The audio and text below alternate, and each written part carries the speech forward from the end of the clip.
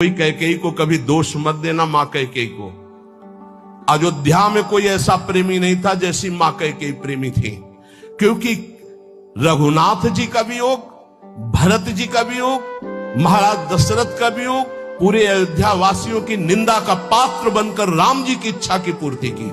ये माता कैकेयी है, दूसरे में इतनी सामर्थ्य नहीं थी। माता कैकेयी जितना राम जी को प्यार करती थी, शायद है उतना कोई अवध में प्यार करता हो।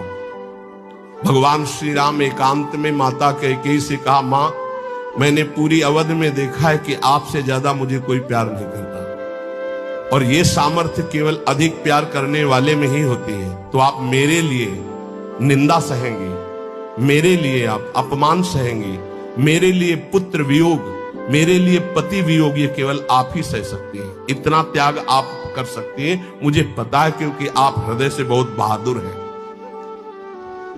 देवासुर संग्राम में साथ गई थी कैकेयी जी महाराज चक्रवर्ती सम्राट दशरथ के।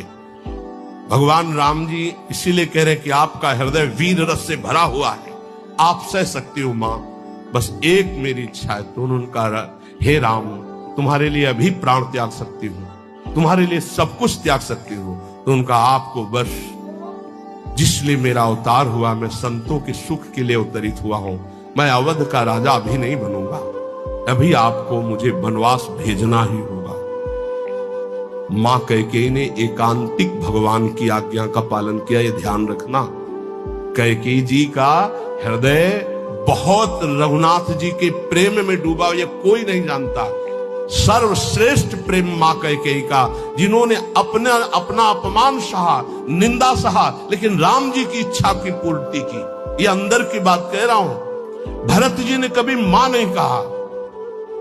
जब राम जी वापस अयोध्या आए तो उन्होंने कहा, बेटा तुम्हारी पूरी बात मानी थी, पर मैं एक बात नहीं सह सकती। अपने पति का वियोग सह गई, लेकिन मेरे भरत ने आज तक मां नहीं कहा। बेटा अब मेरी इच्छा एक बार मां कहला दो। तो राम जी जा रहे थे, भरत जी को सूचना मिली कि राम जी ये कहलाने के लिए आ रहे हैं। उनकी जो दशा हुई वो देखकर भगवान वापस हो गए कि ऐसा नहीं, एक बार भी मां। इतना कष्ट सहा माता के